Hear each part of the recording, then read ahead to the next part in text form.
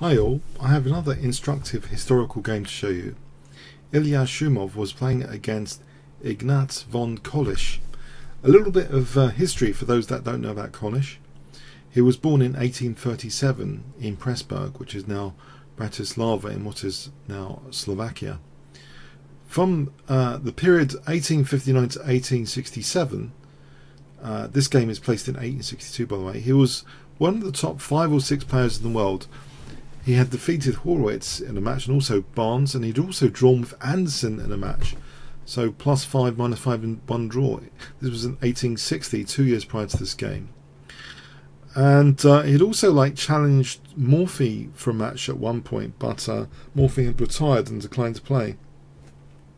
1867 was a high point in the Paris tournament, but also his last. He finished clear ahead of Simon Winnower, like the Winnower variation of the French defence, and Steinitz.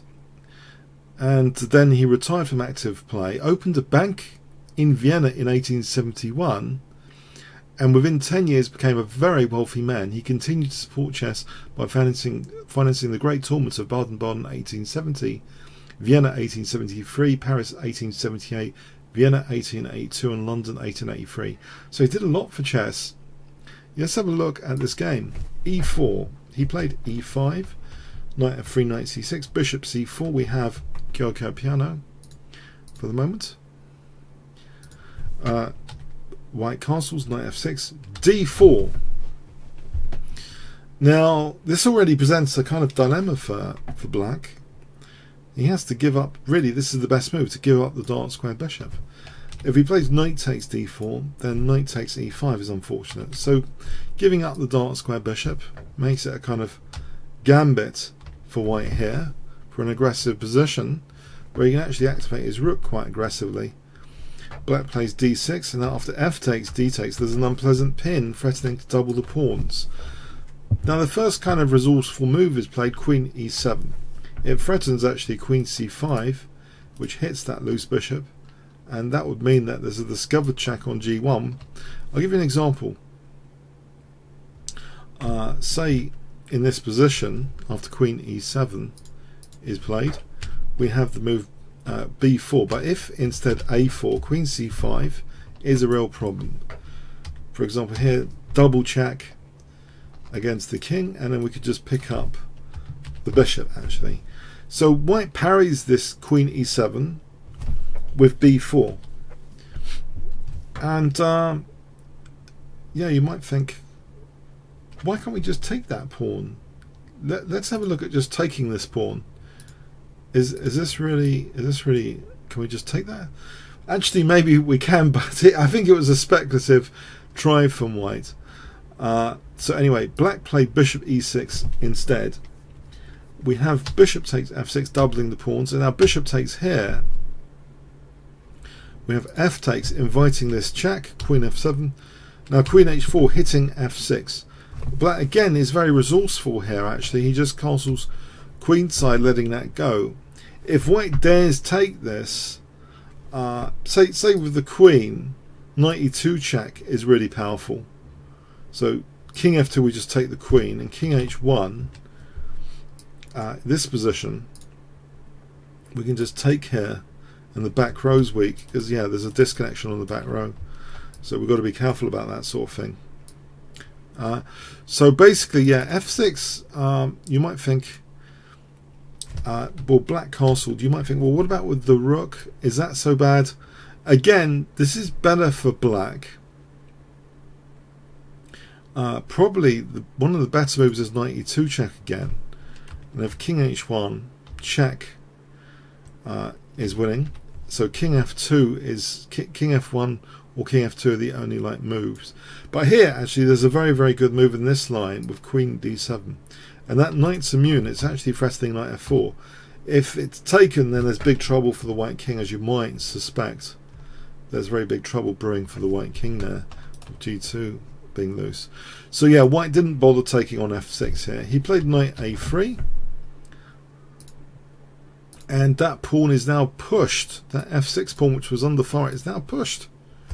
Queen f2, and now white has an idea of c3 to take here and try and harass the black king. Black played queen h5. supporting knight e2 check. That's stopped because that could be really, really dangerous in this position. White doesn't want to try and find out here about c3. If he plays c3 here, just for those interested, c3 here check, this position is dangerous. If, say, taking here, then knight g3 check, and we can take here quite safely, it seems, because we're controlling d1. This check's a bit harmless. Yeah, so that's really too dangerous. So yeah, white wants to stop knight e2 check. And then we have f4, pressing ahead with f4, c3, and white's intent to win a7, knight c6, b5. It looks as though white's making some progress here to black's king. Queen takes a7. Now if the queen returned back, you know, maybe job done there. But actually it stopped from returning back with b6. We have queen a4, and white's still got contact with the d1 square, which might be handy. Rook hg8, and now rook d1.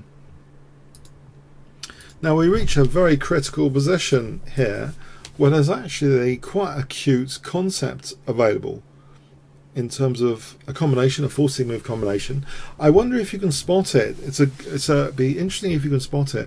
I'll give you 5 seconds to pause the video and then analyze the position as much as you want.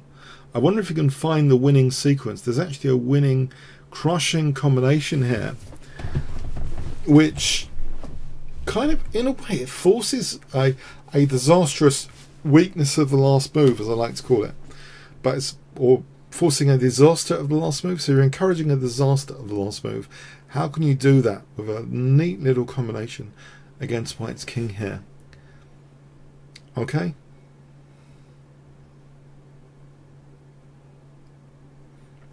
Alright, it starts with the brilliance rook takes g2 check.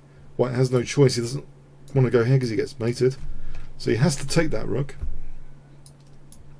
And the point.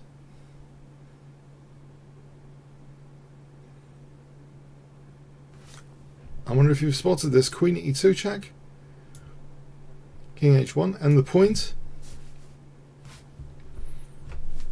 How much damage has been done here? What is the damage that's been done here? Was black trying to use the g farm? Or something else? What does black play here which wins the game?